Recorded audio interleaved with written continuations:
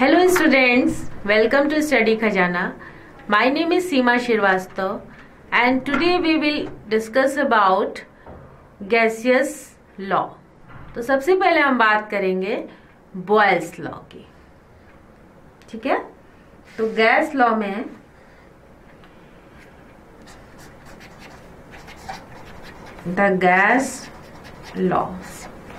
Gas law में सबसे पहले हम बात करेंगे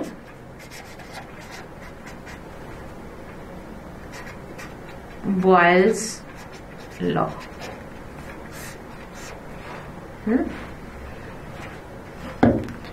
प्रेशर एंड वॉल्यूम रिलेशनशिप.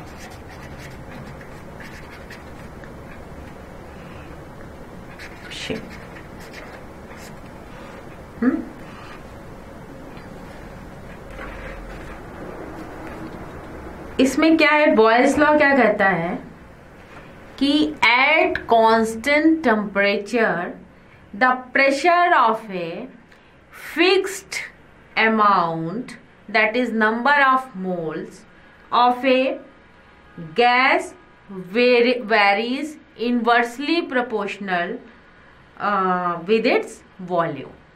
ठीक है ना, तो पहले आप लिख ही लें कि एट कांस्टेंट टेम्परेचर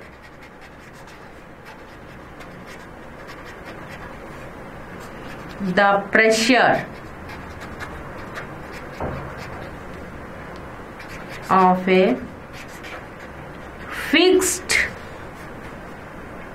अमाउंट, मतलब इसमें क्या क्या कांस्टेंट रहता है, टेम्परेचर और n number of moles, fixed amount that is number of moles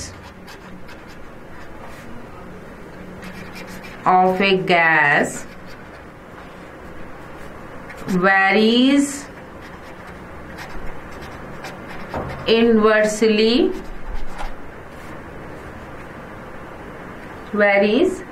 inversely inversely with its volume. अब देखते हैं क्या है ये.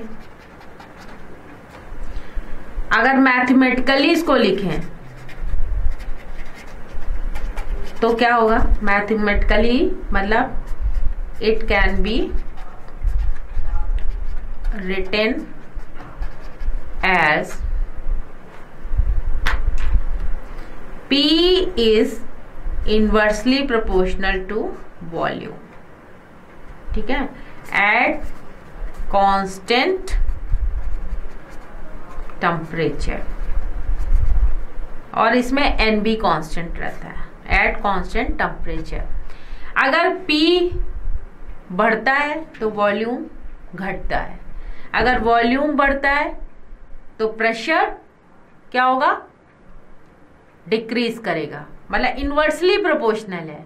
If pressure increase then volume will decrease, if volume will increase then pressure will decrease, उल्टा. ठीक है ना, तो ये साइन हटाने के लिए P is equal to,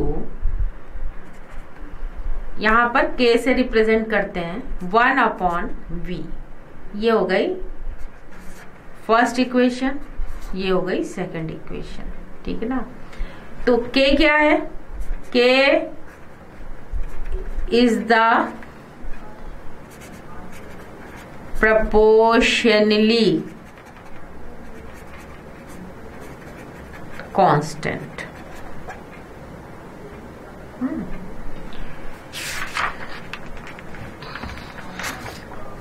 boils law आपको समझ में आया कि at constant temperature the pressure of fixed amount, जिसमें T and N fixed amount यानी that is number of moles of a gas varies inversely proportional with its volume. इस पूरे concept में ये जो फॉर्मूला बना है जिसको हम मैथमेटिकली रिप्रेजेंटेशन कर रहे हैं, P is inversely proportional to volume. If P increase then volume will decrease. If volume will increase then pressure will decrease. Understood? तो और K क्या है? K is the proportionally constant. ठीक है, K इज प्रोपोर्शनैलिटी कांस्टेंट. ये हो गया Boyle's law. अब देखते हैं the value of, second point है कि the value of K1 depends upon the gas temperature of gas and unit in which pressure and volume, pressure P and volume V are कैसे expressed करेंगे mathematically. तो फिर rearranging equation 2 then we obtain what. क्या थी rearranging में? P is equal to K into 1/V. K क्या है? Proportionality constant है. रीअरेंजिंग इक्वेशन यानी PV is equal to K1 कर दिया हमने. यहाँ देखिए P इज इक्वल टू, क्या इक्वेशन थी? P is equal to K1/V यानी PV is equal to K1. ये इक्वेशन हो गई आपकी 3.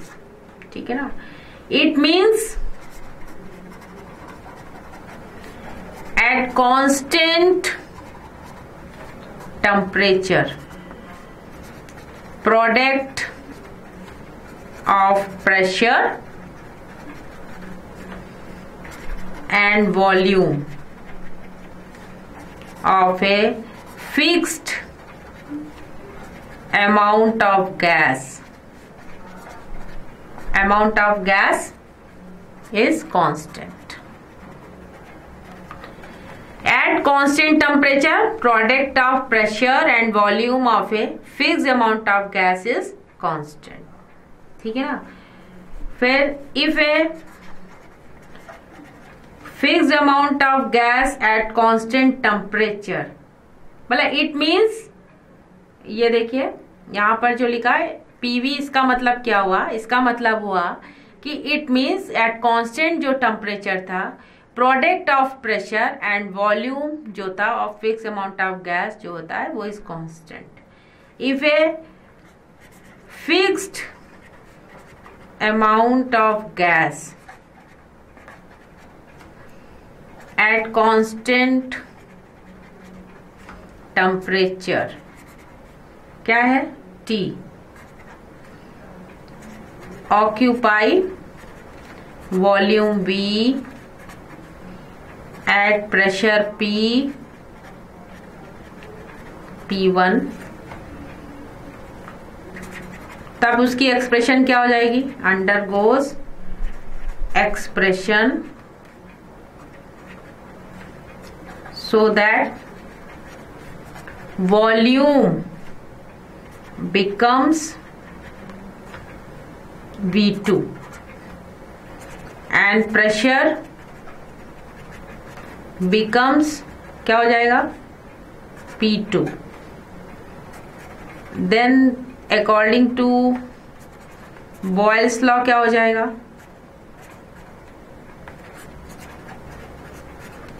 According to Boyle's law क्या हो जाएगा कि if a fixed amount of gas at constant temperature occupies volume V1 at pressure P1 undergoes expression so that the volume V2 and pressure P2 हो जाए, तब उस स्टेज में वॉल्यूम कितना हो रहा है? V2 हो रहा है, प्रेशर P2 हो रहा है, देन द बॉयस लॉ, तब बॉयस लॉ को हम लिखेंगे P1V1 is equal to P2V2, या P1 upon V1 is equal to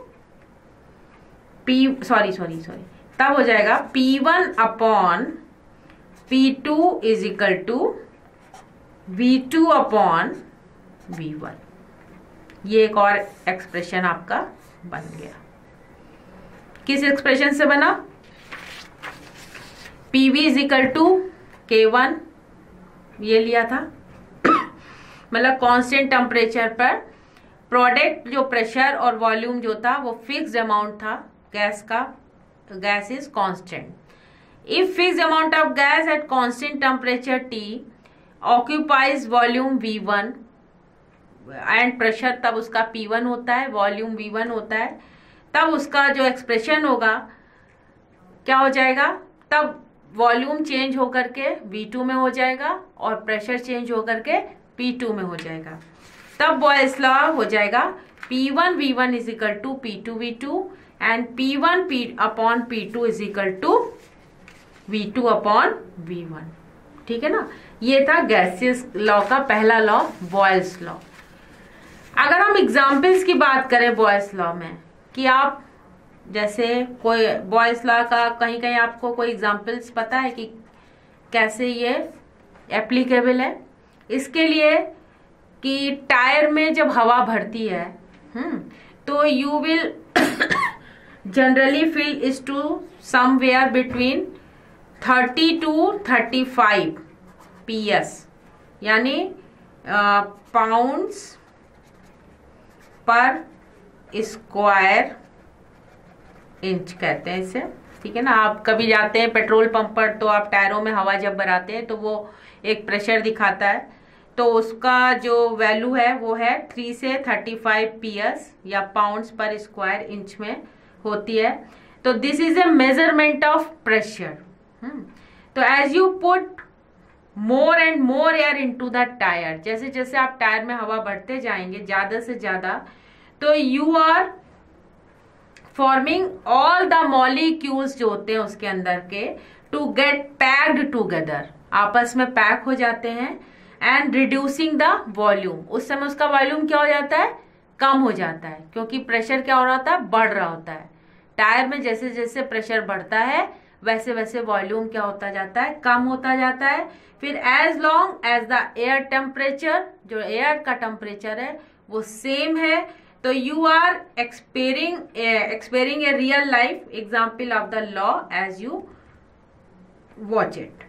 ठीक है ना, कैसे आप टायर जब भराने जाएंगे, कभी भी पंचर हो जाए या हवा भराते हैं, आप देखते हैं कि पहले वो आप टायर को थोड़ा सा प्रेस कर सकते हैं, मगर जैसे ही उसमें प्रेशर देते हैं तो वो टायर प्रेस नहीं होता है, क्योंकि उसके जो मॉलिक्यूल्स होते हैं अंदर के वो टाइटली पैक्ड हो जाते हैं, यानी उसका प्रेशर बढ़ जाता है टायर का और वॉल्यूम उसका कम हो जाता है। तो ये कुछ बॉयल्स लॉ का एक एग्जाम्पल हमने आपको डिस्कस करा है। ठीक है ना। अच्छा, अब हम बात करेंगे P1V1 is equal to P2V2, ये क्या हो जाएगा यहाँ पे? कांस्टेंट। ठीक है ना, तो P1 upon P2 is equal to V2 upon V1। ये कौन सा लॉ था? बॉयल्स लॉ था। अब अगर हम बात करें ग्राफिकल रिप्रेजेंटेशन की, तो आप देखेंगे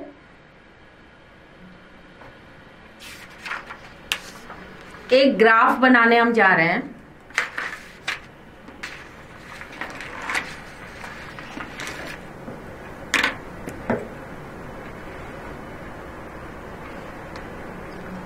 ये देखिए,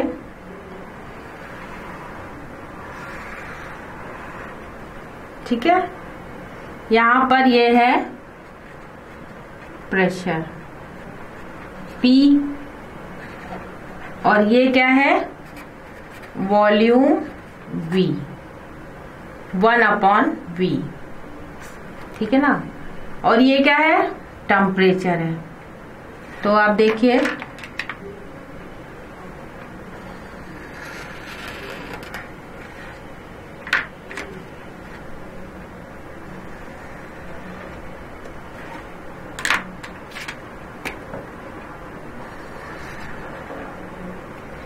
ये T3, T2 and T1. T3 is greater than T2 then T1. ये क्या ग्राफ बता रहा है? ये ग्राफ है प्रेशर एंड वॉल्यूम के बीच में है, ठीक है ना। इसमें ये है कि it is a straight line. ये सब देखिए तीनों क्या आ रही है, स्ट्रेट लाइन आ रही है, पासिंग थ्रू ओरिजिन। यहां से पास हो रही है, तो यहां पर देखिए गिव्स स्ट्रेट लाइन। तो हाई प्रेशर इसमें क्या है, पहला पॉइंट तो ये हो गया कि graph between pressure and volume. अगर प्रेशर बढ़ेगा तो वॉल्यूम कम हो जाएगा, अगर वॉल्यूम बढ़ेगा तो प्रेशर कम हो जाएगा। दूसरी बात है कि it is a straight line, it is a straight line passing through origin. देखिए आप इस ग्राफ में स्ट्रेट लाइन मिल रही है। फिर तीसरा है हाई प्रेशर गैसेस। प्रेशर क्या रखा गया, हाई रखा गया है। High pressure gases deviate from Boyle's law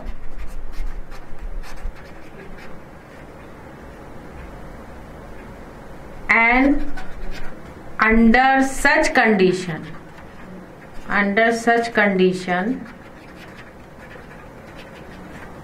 a straight line is not obtained। अगर प्रेशर हाई है इन द ग्राफ, ठीक है ना।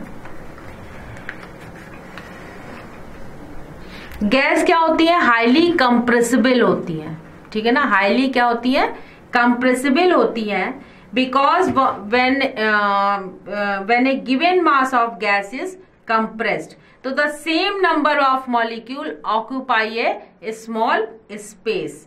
तो this means that gases become denser at high pressure. तब क्या हो जाएगा, गैसेस बिकम डेंस। अगर हाई प्रेशर कर देंगे तो मॉलिक्यूल सब क्या हो जाएंगे, पास पास आ जाएंगे और डेंस हो जाएंगे। तो गैस क्या हो जाएगी, डेंस हो जाएगी। गैस डेंस कब होगी, एट ए हाई प्रेशर। तो this relation can be obtained between density and pressure of a gas by using boils law, ठीक है ना। तो इस तरीके से हम दिखा सकते हैं। तो इसमें भी आप देख लीजिए, हाँ इसमें टेम्परेचर बढ़ रहा है, टेम्परेचर क्या हो रहा है, इंक्रीज कर रहा है, और ये प्रेशर और वॉल्यूम के बीच का ग्राफ है। तो अगर हम गैस क्या होती है नेचर में, कंप्रेस्ड हो सकती हैं, तो जितना ज्यादा हम कंप्रेस करेंगे उतने ही मॉलिक्यूल्स आपस में पास आ जाएंगे गैस के, और गैस बिकम मोर डेंसर, ठीक है ना, एट हाई प्रेशर। तो relationship can be obtained between density and pressure of gas by using boils law, ठीक है ना।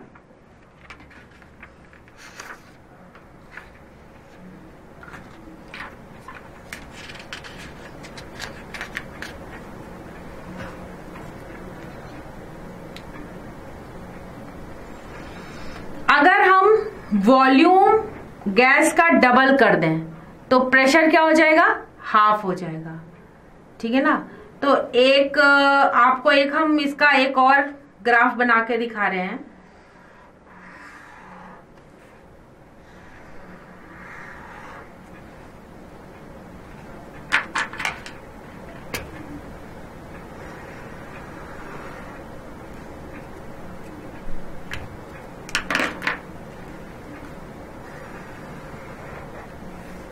ये 600 केल्विन में है, ये 400 केल्विन में है, ये 200 केल्विन में है, ये वॉल्यूम है, और ये क्या है, प्रेशर है।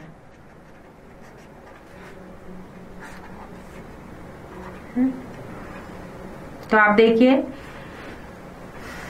बॉयल्स लॉ इज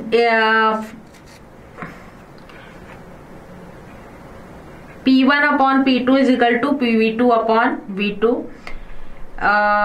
इसमें डिफरेंट टेम्परेचर है, टेम्परेचर क्या है इसमें डिफरेंट है, तो the value of K for each curve is different. इसमें क्या है द वैल्यू ऑफ किसकी वैल्यू डिफरेंट है K1 for each curve is different.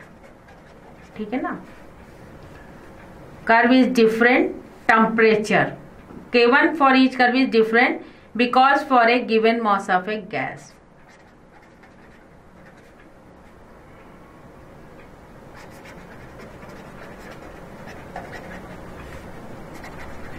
Mass of gas. It varies only with temperature.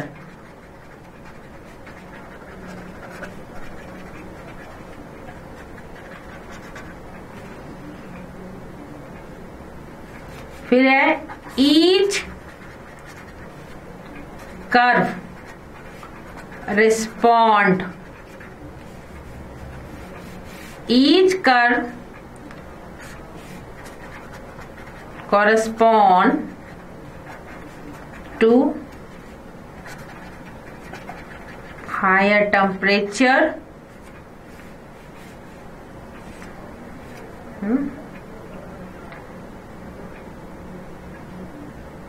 Each curve, इसमें देखिए जो कर्व बन रहे हैं each curve correspond to a different constant temperature, ये डिफरेंट कांस्टेंट टेम्परेचर है।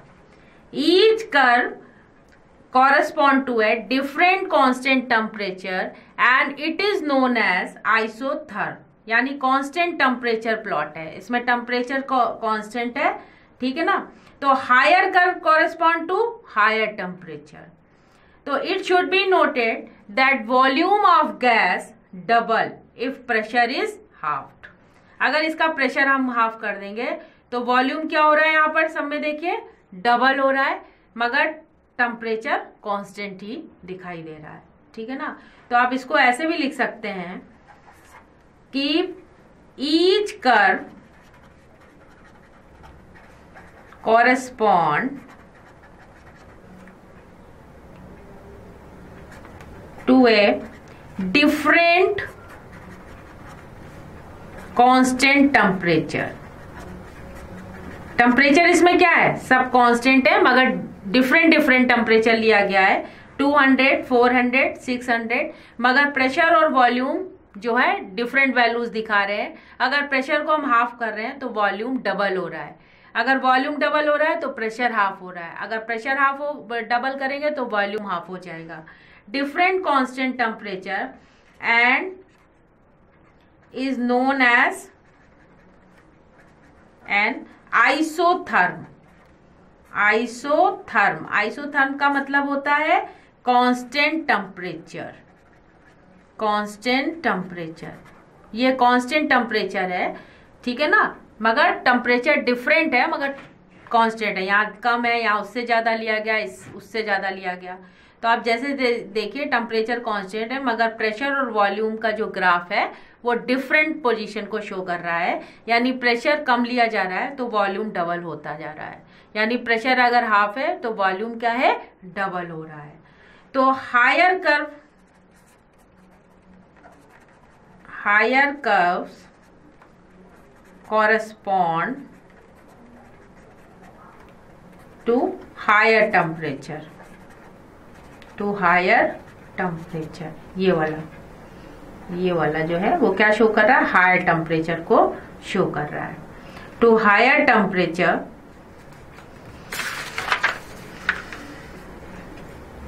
तो it should be noted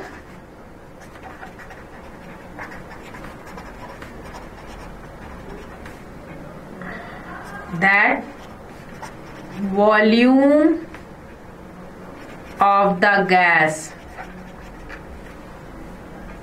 double if pressure is half, ठीक है ना, जो कि बॉयल्स लॉ कहता है। If pressure is half, volume और प्रेशर में क्या है, इनवर्सली प्रोपोर्शनल है एक दूसरे के। Half volume is double and pressure is half, ठीक है ना। तो ये था बॉयल्स लॉ। लेकिन अब इसी जगह हम बॉयल्स लॉ को बात करके खत्म नहीं करेंगे, अब हम आगे बढ़ाएंगे बात को, चार्ल्स लॉ पर आते हैं। कौन सा लॉ होता है, चार्ल्स लॉ, ठीक है ना। तो चार्ल्स लॉ के लिए हम देखते हैं कि बॉयल्स लॉ में तो टेम्परेचर फिक्स था, चार्ल्स लॉ में क्या है,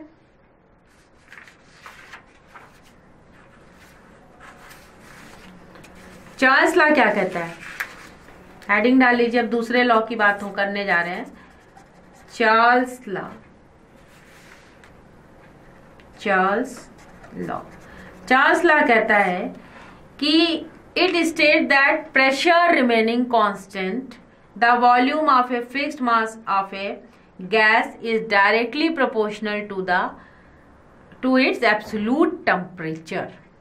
टेम्परेचर के डायरेक्टली प्रोपोर्शनल है क्या, वॉल्यूम, ठीक है ना। इसमें क्या कांस्टेंट है, प्रेशर। जबकि बॉयल्स लॉ क्या कहता था, बॉयल्स लॉ कहता था, बॉयल्स लॉ कहता था कि P is inversely proportional to V। यहां पर क्या कांस्टेंट था, T कांस्टेंट था। लेकिन चार्ल्स लॉ में क्या कांस्टेंट है, प्रेशर कांस्टेंट है, प्रेशर कांस्टेंट है, यानी V is directly proportional to T। तो इसके मतलब it states that pressure remaining constant to the volume of a fixed gas, fixed mass of a gas is directly proportional to its absolute temperature, यानी V is directly proportional T, V is equal to, इस sign हटाने के लिए K, तो K क्या है, constant, K is constant है और नंबर ऑफ मोल्स भी फिक्स्ड है, number of moles are fixed है। तो T इज कांस्टेंट, V क्या है, वॉल्यूम, V वॉल्यूम है, T क्या है, टेम्परेचर है, ठीक है ना। यानी केल्विन अगर टेम्परेचर में लें, केल्विन टेम्परेचर में लें तो प्लस 273.15 से ऐड करेंगे, K इज कांस्टेंट, ये तो हम यहां भी लिख चुके थे, ठीक है ना। अब हम बात करेंगे,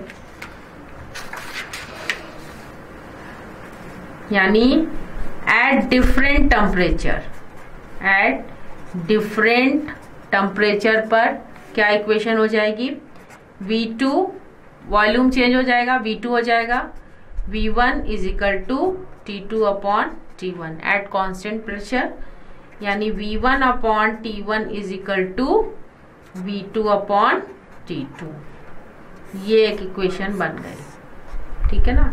तो V upon T is equal to constant is equal to K, यानी V इज इक्वल टू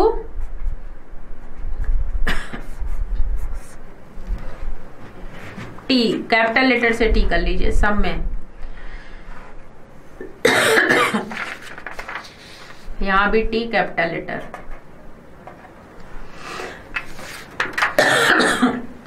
आई बात समझ में। तो एट कांस्टेंट प्रेशर वॉल्यूम जो होगा, constant pressure is state that pressure remaining constant रहता है and the volume of a fixed mass of a gas is directly proportional to its temperature, ठीक है ना। अगर डिफरेंट टेम्परेचर लेते हैं तो उसका वॉल्यूम भी चेंज हो जाएगा। अगर वॉल्यूम चेंज है तो टेम्परेचर भी चेंज होगा। अगर वॉल्यूम बढ़ेगा तो टेम्परेचर भी बढ़ेगा, अगर वॉल्यूम घटेगा तो टेम्परेचर भी घटेगा, यानी ये directly proportional to each other. This is the Charles law. अब देखिए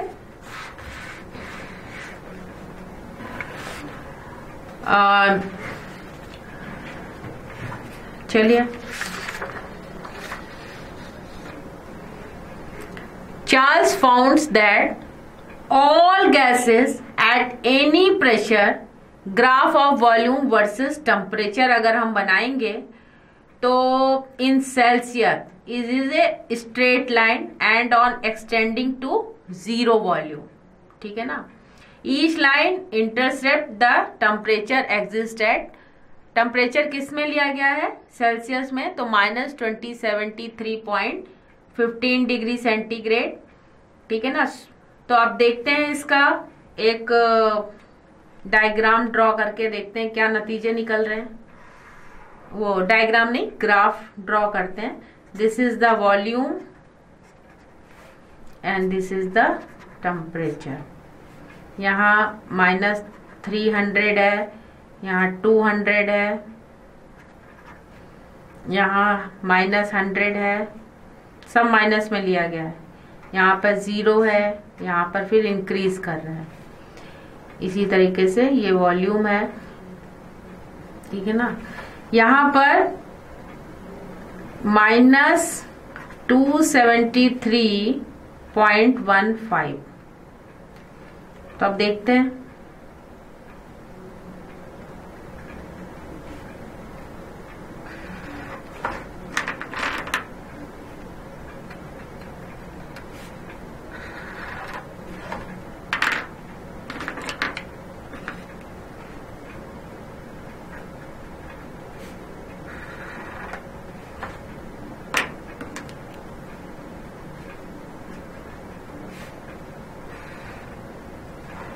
ये P1, P2, P3, P4 है।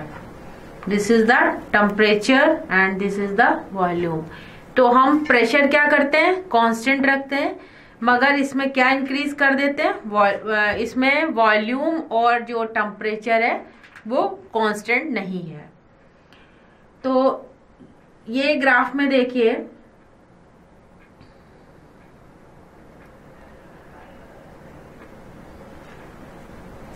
P1, फिर P2, फिर P3, फिर P4 is greater than P2, P2 is greater than P3, P3 is greater than P4। ये temperature 0 degree centigrade पर है। तो Charles found that all gases at any given pressure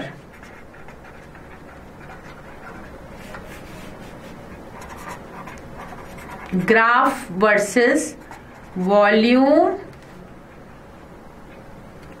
graph of volume versus temperature in Celsius में लिया गया है। क्या show कर रहा है, इज ए स्ट्रेट लाइन।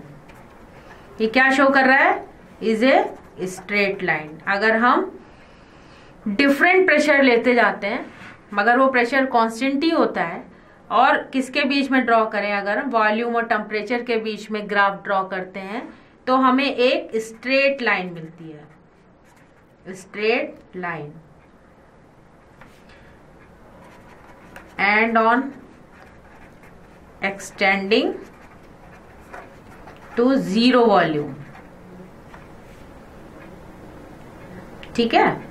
ये देखिए फोर्थ वाला ग्राफ 0 वॉल्यूम तक जा रहा है, 0 वॉल्यूम, ठीक है। Each line intercepts the temperature exist as, सब लाइनें कहां मिल रही हैं, -273.13 डिग्री सेंटीग्रेड। दूसरा पॉइंट, ईच लाइन इंटरसेप्ट्स, मिलती है, कहाँ मिल रही है? The temperature axis at -273.15 degree centigrade. तो slopes of line obtained at different pressure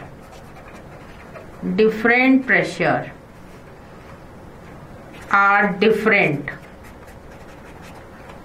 but at zero volume all the lines meet the temperature exist at -273.15 degree centigrade. समझे कि slopes of line obtained at different pressure, straight line मिल रही है लेकिन different pressure है, तो different slopes of line में हो रही हैं, बट एट जीरो वॉल्यूम, जैसे ही जीरो वॉल्यूम पर जाता है, जो जीरो वॉल्यूम होता है जैसे ही, तो all the line meets eight, कहां पर मिल रही है? एग्जिस्ट एट -273.15 डिग्री सेंटीग्रेड, जो कि इसका टेम्परेचर होता है। ठीक है ना, जो टेम्परेचर की वैल्यू है।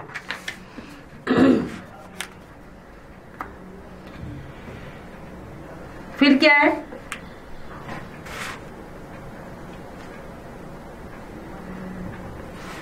यानी each line of the volume versus temperature graph is called, क्या कहलाएगा? आइसोबार। मतलब कांस्टेंट प्रेशर, इसमें प्रेशर क्या रहेगा? कांस्टेंट रहेगा, मगर वॉल्यूम और टेम्परेचर क्या हो जाएगा? वॉल्यूम और टेम्परेचर डिफरेंट है। ठीक है ना, वॉल्यूम जैसे ही जीरो होगा तो इसका जो प्रेशर और जो इसका जो वॉल्यूम और टेम्परेचर है वो डिफरेंट शो कर रहा है। जैसे ही वॉल्यूम जीरो होगा, सारी गैसेस कहाँ मिल रही होंगी? -273.15 डिग्री सेंटीग्रेड।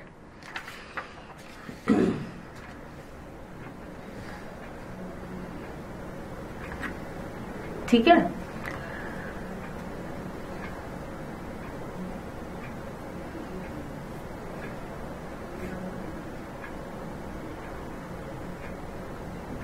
तो हमने क्या देखा? We can see that volume of the gas at -273.5 degree centigrade will be zero.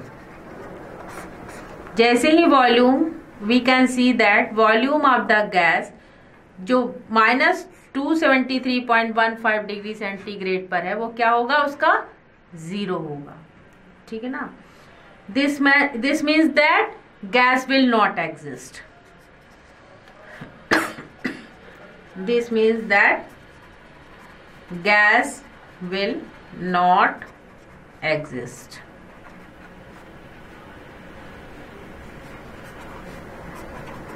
तो in fact all the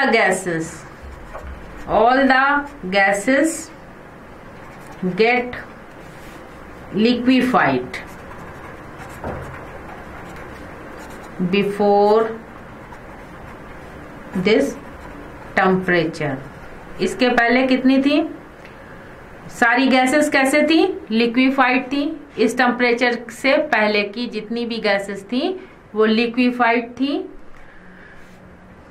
Before this temperature is reached,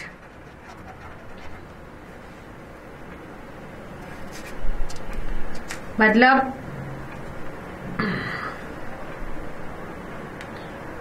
the temperature at which gases are supposed to occupy zero volume. Zero volume is called absolute zero. Absolute zero. वो temperature जिस पर gas का volume जो है वो zero है, उसका temperature, the temperature at which gases are suppose to occupy zero volume is called absolute zero. ठीक है ना. तो all gases obey Charles law at very low pressure and high temperature. तो ये था भाई गैस का लॉ, वो चार्ल्स लॉ. चार्ल्स लॉ का हमने आपको ग्राफ भी डिस्क्राइब कर दिया है कि वॉल्यूम और टेम्परेचर के बीच में हम जब लाइन ड्रॉ जो है वो स्ट्रेट लाइन का ग्राफ मिलता है. प्रेशर इसके डिफरेंट है मगर वो कांस्टेंट प्रेशर है. कैसा प्रेशर है? कांस्टेंट है. फिर है ईच लाइन इंटरसेप्ट, जो सारी लाइनें वो कहाँ मिल रही हैं? एट -2073.15 डिग्री सेंटीग्रेड पर मिल रही हैं. Slope of line obtained at different pressure are different but at zero volume, जैसे ही वॉल्यूम इसका जीरो हो जाता है, ठीक है ना, वॉल्यूम जीरो होता है, all the lines meet at the temperature exist as -273.15 degree. तब उस समय सारी जो गैसेस हैं different but at zero volume, all the lines, सारी लाइनें कहाँ मिलेंगी? इस टेम्परेचर पर आकर मिलती हुई दिखाई दे रही. -273.15 डिग्री सेंटीग्रेड. तो इसे क्या कहेंगे? Isobars. Oh sorry isobar. Each line of the volume versus temperature graph is called isobar. तो हमने क्या देखा कि वॉल्यूम जो था गैस का एट -273.1 डिग्री सेंटीग्रेड पर जीरो था. तो this means that gas will not exist. ये था आपका चार्ल्स लॉ. ठीक है ना. ये क्या था? चार्ल्स लॉ था. तो हमने दो लॉज डिस्कस करे, बॉयल्स लॉ और चार्ल्स लॉ. और after break I will discuss Gay Lussac law. ठीक है. आफ्टर 5-10 मिनट हम बात करने जा रहे हैं हम गे-लुस्साक लॉ की.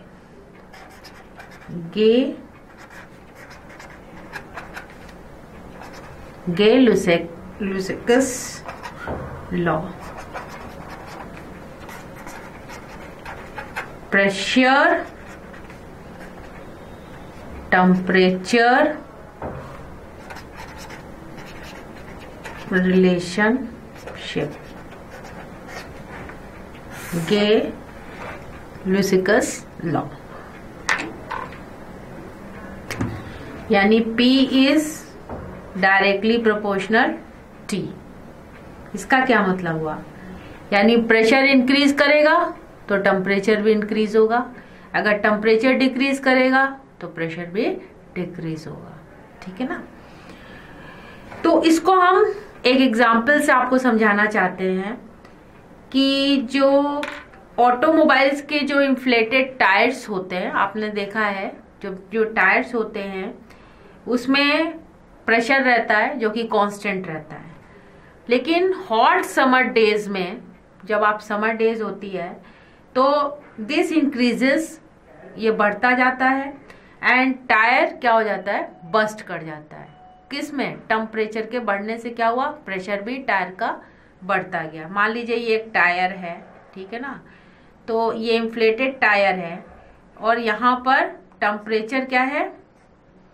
टेम्परेचर मोर टेम्परेचर है, और अंदर का प्रेशर क्या होगा, ये प्रेशर है, तो प्रेशर क्या हो रहा है, इंक्रीजेस। प्रेशर भी बढ़ेगा, जैसे जैसे टेम्परेचर बढ़ता जाएगा प्रेशर इंक्रीज करता जाएगा, और टायर क्या हो जाएगा, बस्ट कर जाएगा, टायर बस्ट कर जाएगा। ये इनके लॉ पर बेस्ड, ये इस प्रिंसिपल पर बेस्ड एग्जाम्पल है। अगर हम विंटर में या कोल्ड है बहुत, तो जब हम सुबह देखते हैं तो we find the pressure in the tyre of vehicles decreased, continuously क्या होता जा रहा है, डिक्रीज होता जा रहा है। तो वो क्यों डिक्रीज हो रहा है, क्योंकि टेम्परेचर कम हो रहा है और प्रेशर भी उसका टायर का कम होता जा रहा है, ठीक है ना। और गर्मी में क्या करता है, टायर का जो प्रेशर है वो बढ़ता जा रहा है, क्योंकि टेम्परेचर भी बढ़ रहा है। तो हम जानते हैं कि P is directly proportional to T। If pressure increase then temperature increase, pressure increase temperature increase, ठीक है ना। अब हम बात करेंगे the mathematical relationship between pressure and temperature was given by Gay-Lussac law. It states that at constant volume,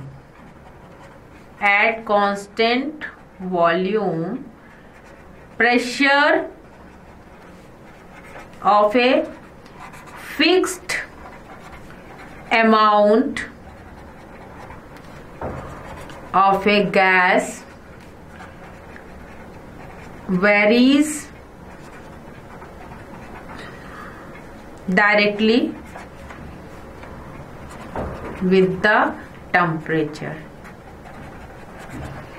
तो इसमें temperature क्या है, वॉल्यूम क्या है, कांस्टेंट है, ठीक है ना। बढ़ क्या रहा है, टेम्परेचर भी बढ़ रहा है और प्रेशर भी बढ़ रहा है। तो P is directly proportional to T, यानी हम इसको ऐसे भी लिख सकते हैं कि P upon T is equal to constant is equal to K3K। अब इस इक्वेशन को हम बॉयल्स और चार्ल्स लॉ से डिराइव कर सकते हैं, यानी pressure versus temperature, graph at constant molar volume, ठीक है। Each line of graph is called isochore. अब क्या होता है ये आइसोकोर, ये हम डिस्कस करेंगे, ठीक है ना। तो आपको ये समझ में आ गया कि Gay-Lussac लॉ क्या है। Gay-Lussac लॉ है कि it state that at constant temperature at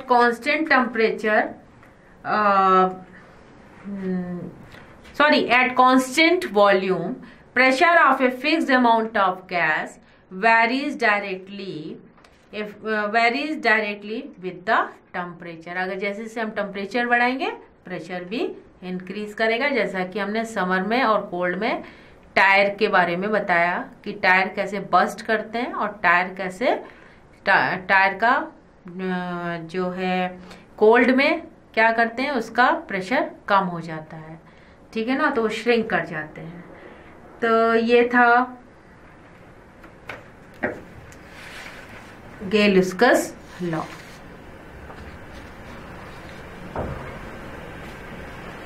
अब दूसरा हम बात करेंगे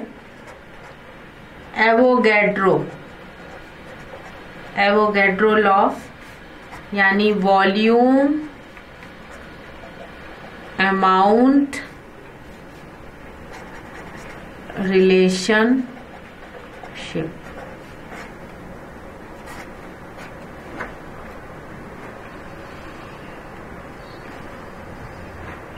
इन्होंने क्या बताया, इन्होंने बताया कि V is directly proportional n, कि it states that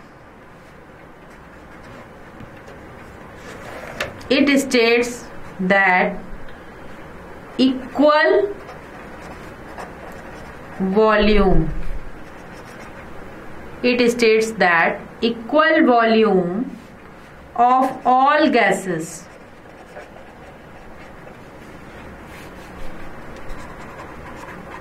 under the same condition of temperature and pressure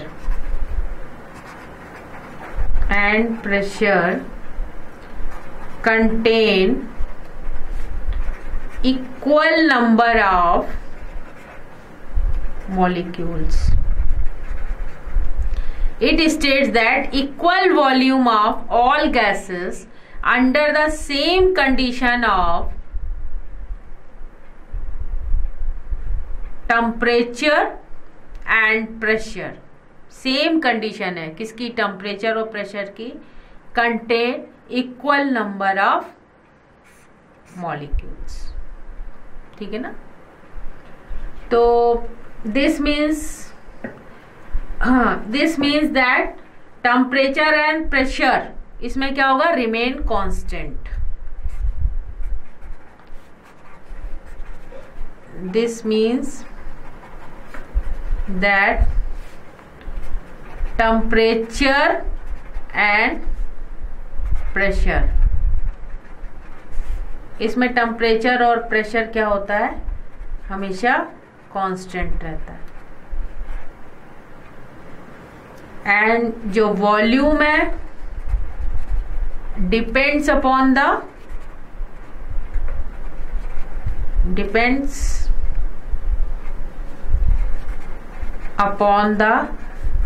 number of molecule of the gas, ठीक है ना। तो हमने बताया V directly proportional to n, यानी V is equal to Kn। K क्या है, कांस्टेंट है, ठीक है ना। और number of molecules in mole of a gas,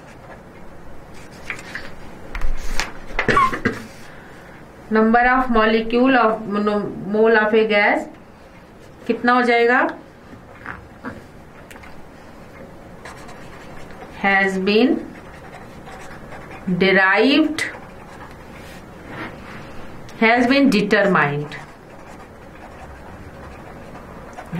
determined to be कितना होता है, n बराबर 6.022 इंटू 10 की पावर 23, ये होता है n की वैल्यू, जिसे हम कहते हैं इज नोन एज, या ऐसे लिख लीजिए, is known as Avogadro's number. ये क्या है, एवोगैड्रोस नंबर है ये, ठीक है ना, या इसे कहते हैं एवोगैड्रोस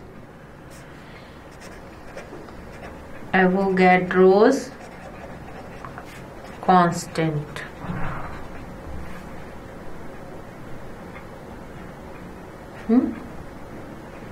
ठीक है ना, ये एवोगैड्रोस कांस्टेंट कहलाता है। 6.022 इंटू 10 की पावर 23।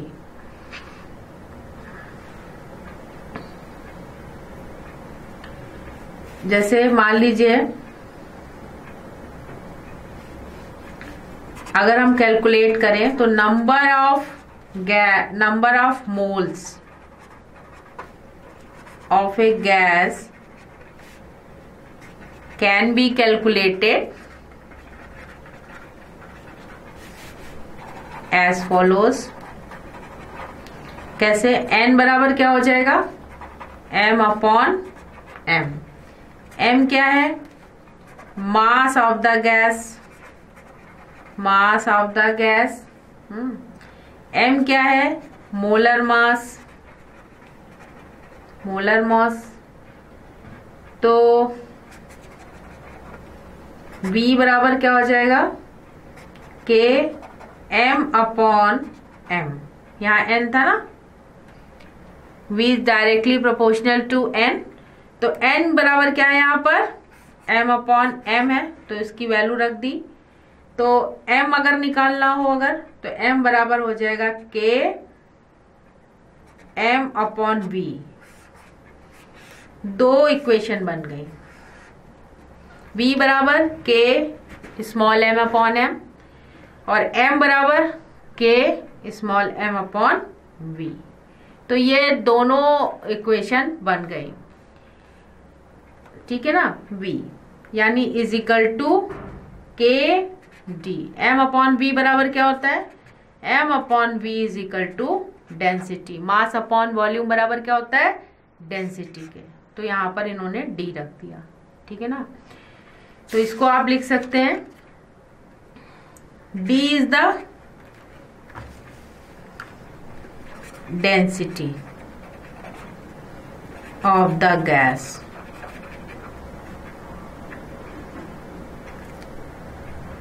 तो density of the gas is directly proportional to the molar mass. Density of the gas is directly proportional to the molar mass। molar mass आप देखिए, m is directly proportional to the d।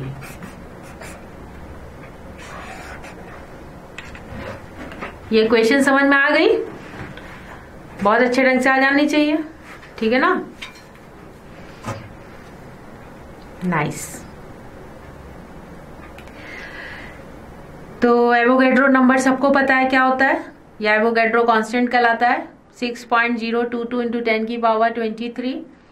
फिर number of moles of gas can be calculated. कैसे follow करते हैं?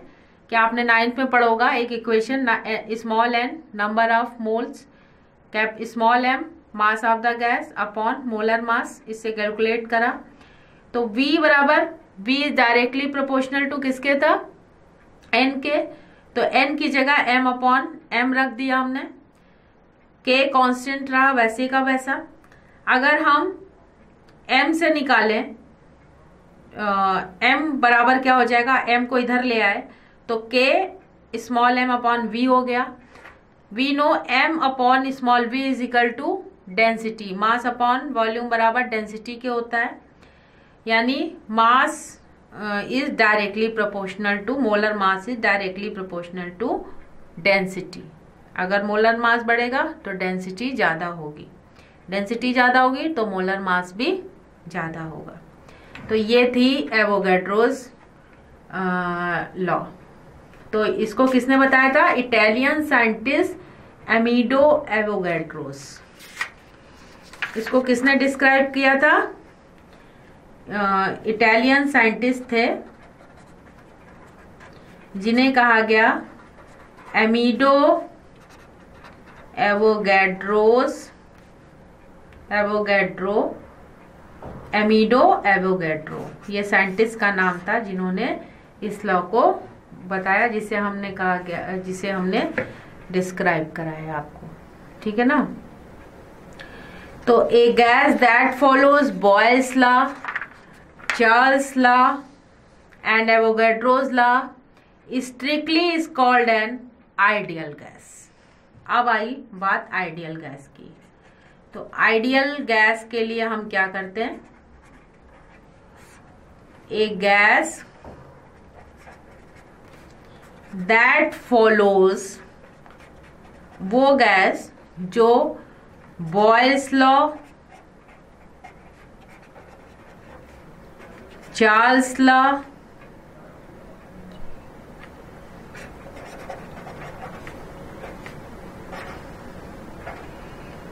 Charles law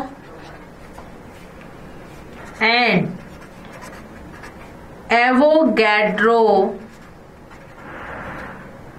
law strictly is called ideal gas. Ideal gas, and such gas is hypothetical. कि it is assumed that intermolecular जो force होता है gas के बीच में are not present between the molecules of an ideal gas. तो real gas follows these law only under certain specific condition. ये जो real gas होती है वो कुछ स्पेसिफिक कंडीशन में ही इस लॉ को फॉलो करती है. These law only under specific condition when forces of inter जो एक्शन होता है मॉलिक्यूल्स में प्रैक्टिकली नेग्लिजिबल होता है. समझ में आया? तो जो क्योंकि गैस में क्या होता है, मॉलिक्यूल्स आपस में इंटरैक्ट करते हैं और हमेशा मूव करते रहते हैं. ठीक है ना, from one place to another place. ठीक है, तो इसमें जो इंटरैक्शन होता है वो प्रैक्टिकली नेग्लिजिबल होता है. किसमें? अगर हम रियल गैस की बात करें तो real gas follow these law only under कुछ कंडीशंस होती हैं जिसमें रियल जो गैस जो होती है इसको फॉलो करती है under certain specific condition. These law मतलब एवोगैड्रो, बॉयल्स और चार्ल्स लॉ को फॉलो करती है क्योंकि when forces of interaction are practically negligible. क्योंकि जो गैस में मॉलिक्यूल्स होते हैं उनके बीच में इंटरैक्शन नेग्लिजिबल ना के बराबर होता है. तो in all other situation these deviation from ideal behaviour. Ideal gas equation क्या है अब हम बात करेंगे. आइडियल गैस इक्वेशन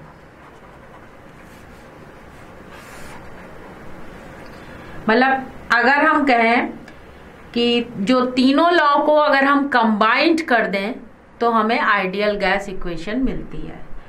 ठीक है ना, तो at constant temperature and number of moles. ठीक है ना, तो V is inversely proportional to P.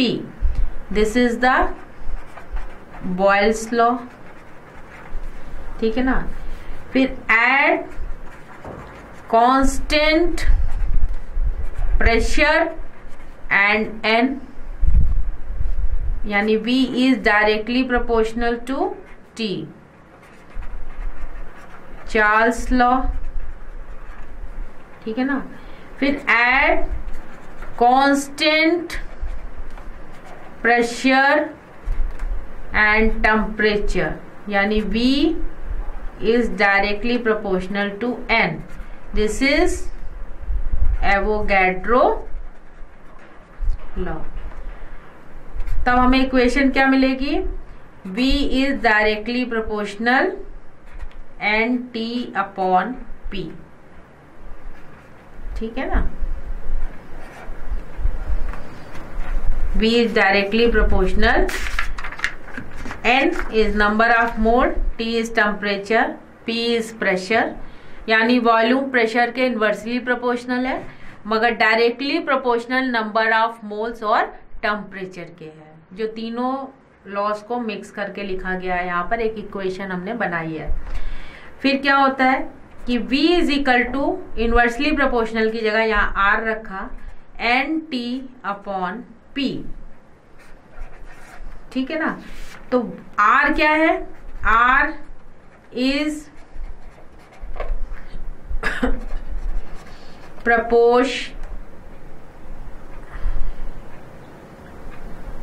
TIONALITY proportionality constant. R क्या है? यहां पर ये प्रोपोर्शनैलिटी कांस्टेंट है। फिर ऑन रीअरेंजिंग द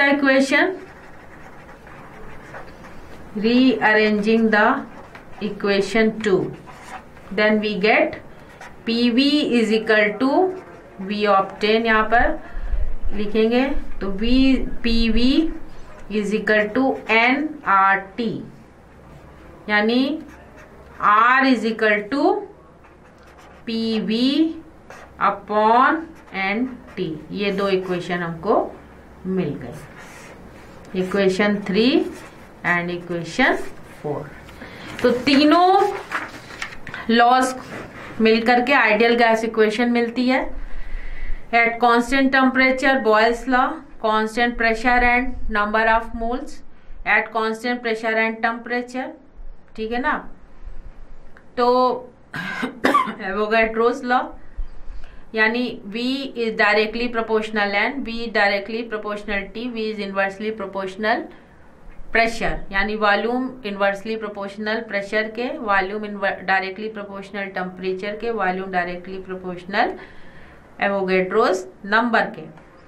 फिर इन तीनों को जब मिक्स करा, इक्वेशन मिला के लिखी, तो V is inversely proportional to pressure but directly proportional to number of moles and temperature, यानी V is equal to R and T upon P, where R is proportionally constant।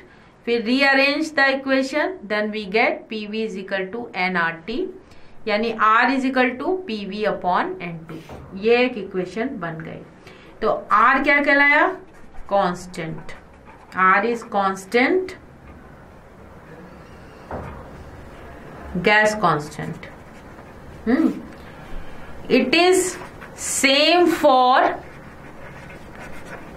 all gases, so therefore it is called universal gas constant, ठीक है। and this is called ideal gas equation। This is called ideal gas equation। PV is equal to nRT या R is equal to PV upon NT, यानी जो ये equation 4 में अगर हम देखें तो जो वैल्यू ऑफ R है वो depends upon unit in which P, V and T, R की वैल्यू किस पे डिपेंड है? प्रेशर, वॉल्यूम एंड टेम्परेचर पर। R की जो वैल्यू है वो किस पे डिपेंड कर रही है? प्रेशर, वॉल्यूम एंड टेम्परेचर, ठीक है ना। तो so it can be calculated.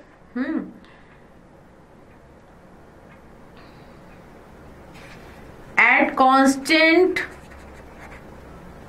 temperature T and pressure T and P, n moles of any gas अगर हम लेते हैं, then we have the same volume because V is equal to क्या हो जाएगा तब? nRT upon P। तब ये इक्वेशन बन जाएगी V is equal to nRT upon P, ठीक है ना।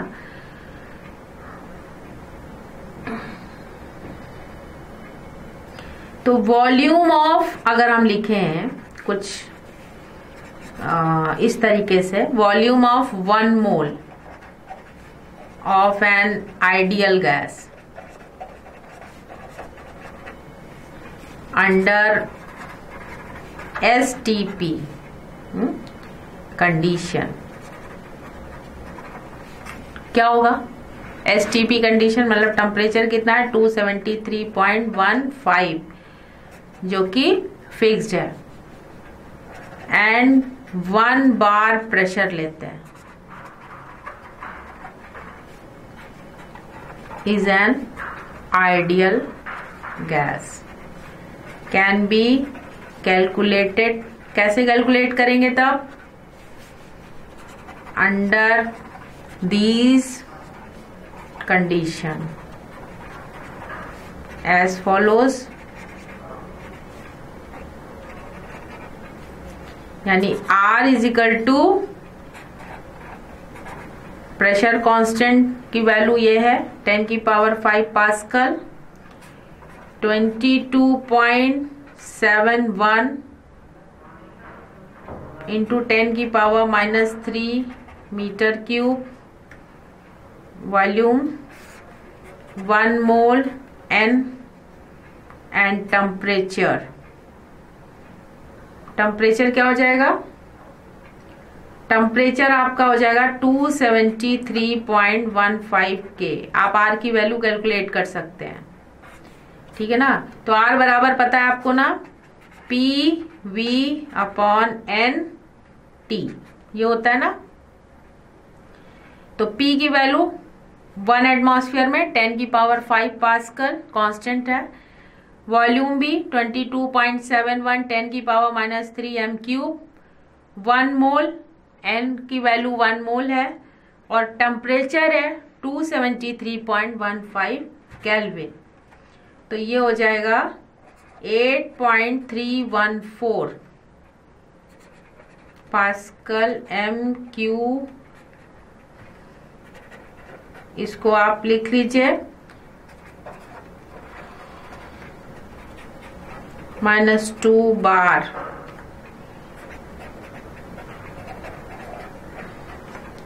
ये हो जाएगा 8.314 जूल के पावर 1 मोल 1, ठीक है ना।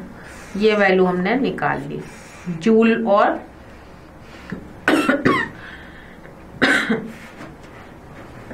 मोल में, जूल के -1 मोल -1, ठीक है। तो ऐड अगर STP पे करें condition used 0 degree centigrade and 1 atmosphere, तो वैल्यू ऑफ R इज 8.20578 कुछ ऐसे निकल के आएगी, -2L एटमॉस्फेयर मोल 1, ठीक है ना।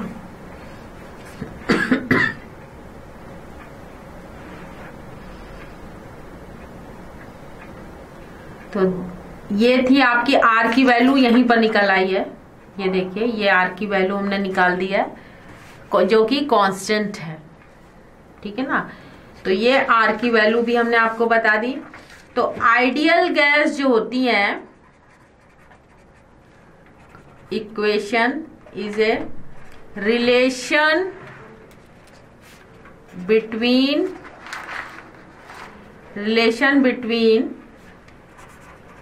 4 variable and it describes the state of any gas,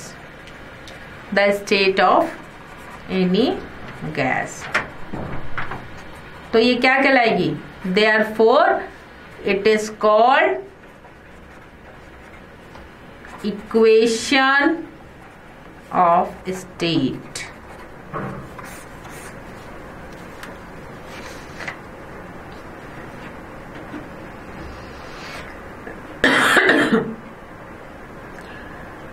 अगर हम बात करें कि relationship for the simultaneous variation of the variables, if temperature, volume and pressure of a fixed amount of gas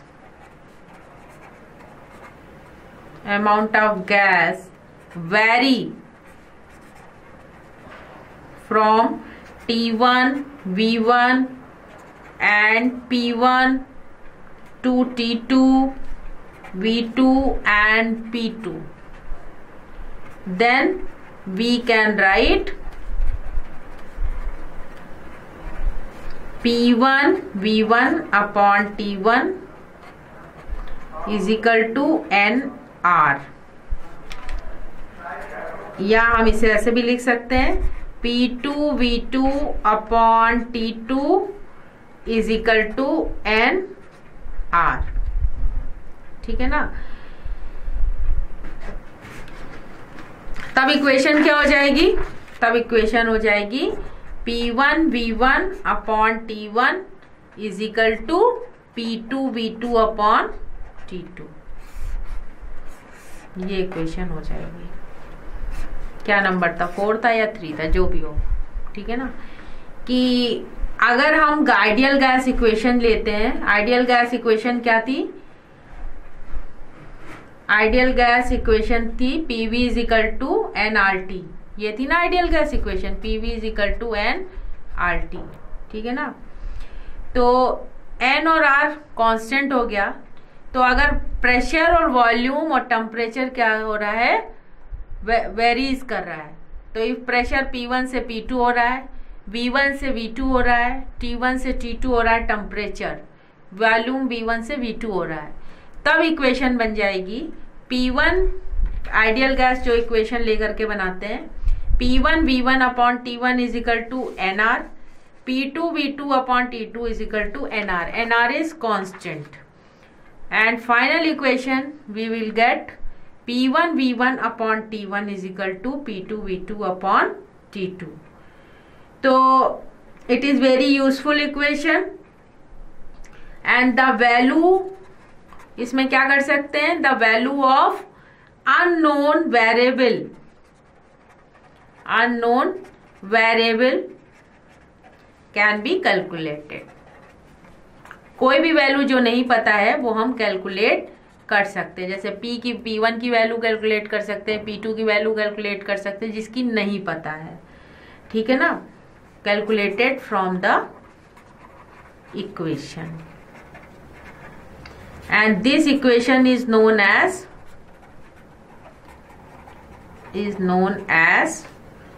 combined gas law। क्या equation कहलाएगी, combined gas law कहलाएगी, ठीक है ना। तो ये हो गए आपके आइडियल गैस इक्वेशन के बारे में हमने बातचीत करी, बॉयल्स लॉ बताया, चार्ल्स लॉ बताया, गैल-लुस्किस लॉ बताया, ठीक है ना। तो ये चार लॉ, तीनों को जब हमने मिला के बनाया तो एक आइडियल गैस बनी, जिसकी इक्वेशन हमने बताई PV is equal to nRT। फिर उससे हमने एक और इक्वेशन बनाई जिसमें प्रेशर और वॉल्यूम टेम्परेचर वेरीज कर रहे थे at constant number of moles and R पर, ठीक है ना। तो जब ये इक्वेशन क्या बनी, P1 V1 upon T1 is equal to P2 V2 upon T2, and this equation is known as combined gas law. तो ये बच्चों बात हो गई आज आइडियल गैस की भी, ठीक है ना। अब हम एक चीज और आपसे डिस्कस करना चाह रहे हैं कि density and molar mass of gas substance, density and molar mass of A gaseous substance, ठीक है ना। तो एन आइडियल गैस इक्वेशन को हम रीअरेंज करते हैं। आइडियल गैस इक्वेशन क्या थी, PV is equal to nRT थी। Equation can be rearranged. तो डेंसिटी और मोलर मास कैसे निकालते हैं वो बताने जा रहे हैं। Rearrange as follows. जैसे PV is equal to NRT, तो N अपॉन, अगर हम इसको ऐसे लिख दें, N upon V is equal to PRT हो जाएगा। ये भी हम इस ढंग से भी लिख सकते हैं। तो अब हम देखते हैं, अगर हम N को रिप्लेस करें तो N बराबर क्या होता है, स्मॉल m अपॉन m। ये मोलर मास है, ठीक है ना। तो we get m upon mv is equal to PRT हो जाएगा। तो m अपॉन v को हम क्या लिख सकते हैं, d। हम जानते हैं कि m upon v is equal to density क्या होता है, तो d अपॉन v, सॉरी ये हो जाएगा d upon m is equal to PRT, ठीक है ना। d क्या है, डेंसिटी। फिर on rearranging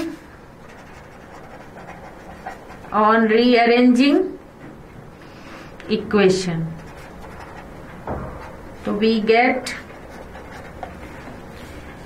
m is equal to DRT upon P। ये एक इक्वेशन बन गया। Molar mass is equal to density, R is constant, T is temperature and P is pressure, ठीक है।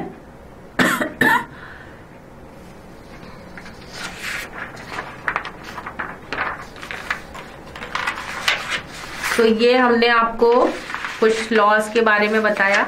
गैस लॉ में Boyle's law, Charles law, Gay Lussac law और ideal gas, Avogadro's law, ये सब बताया हमने आपको। और फिर डेंसिटी एंड मोलर मास के बीच के रिलेशनशिप को बताया अभी कि क्या रिलेशन है उनके बीच में, कैसे आप कोई भी फॉर्मूला लगा के इसको सॉल्व कर सकते हैं, ठीक है ना। अब बात करेंगे, एक और लॉ रह गया है जिसे हम कहते हैं